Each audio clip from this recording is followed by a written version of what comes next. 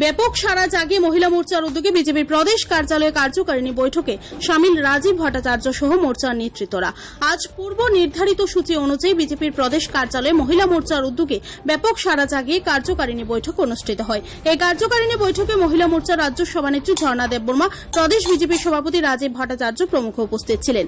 নিজের প্রতিক্রিয়া ব্যক্ত করতে গিয়ে রাজীব ভট্টাচার্য দাবি করেন, আগামী 30 মে থেকে গোটা রাজ্যব্যাপী প্রধানমন্ত্রী নরেন্দ্র মোদীর 9 বছর কার্যকালের পূর্তিকে সামনে রেখে যে বিশেষ রাজনৈতিক কর্মসূচি হাতে নেওয়া হচ্ছে, সেই কর্মসূচিকে বাস্তবায়িত করার জন্য মহিলা মোর্চার উদ্যোগেও যাতে করে ভূমিকা গ্রহণ করা হয়, সেই লক্ষ্য স্থির করার জন্যই আজকের এই কার্যকারিণী বৈঠক।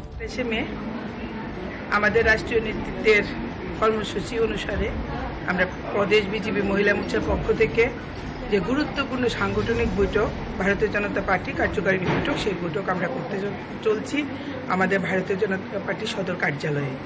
আজকের এই কার্যকারিণী বৈঠকের অন্যান্য সময় যে আমরা কার্যকারিণী বৈঠক করি, বিভিন্ন প্রতিবেদন নিয়ে আমরা সেখানে আলোচনা করি, কিন্তু আজকের কার্যকারিণী বৈঠক মূলত আমাদের প্রধানমন্ত্রী নরেন্দ্র মোদীজি 9 বছর যে পূর্ণ হয়েছে, ওনার এই 9 বছর বর্ষপূর্তি উপলক্ষে আমরা বিভিন্ন কর্মসূচি হাতে নিয়েছি এবং আমরা মহিলা মোর্চার পক্ষ থেকেও 5খানা কর্মসূচি হাতে নেওয়া হয়েছে এবং প্রদেশ বিজেপির পক্ষ থেকেও আমরা প্রায় 26খানার মতন কর্মসূচি হাতে নেওয়া হয়েছে। সেই কর্মসূচি 30 জুন থেকে 30 মে থেকে 30 জুন পর্যন্ত চলবে। 1 মাসব্যাপী সেই কর্মসূচি চলবে এবং সেই কর্মসূচি মূলত সাধারণ জনগণের সঙ্গে একদম সমাজে নিচু স্তর পর্যন্ত, নিম্ন স্তর পর্যন্ত মানুষের সঙ্গে সম্পর্ক স্থাপন করা, সেটাই হবে আমাদের এই কর্মসূচি মূলত বিষয়। কারণ আপনারা সবাই জানেন আমাদের কেন্দ্রীয় সরকার এই 9 বছরে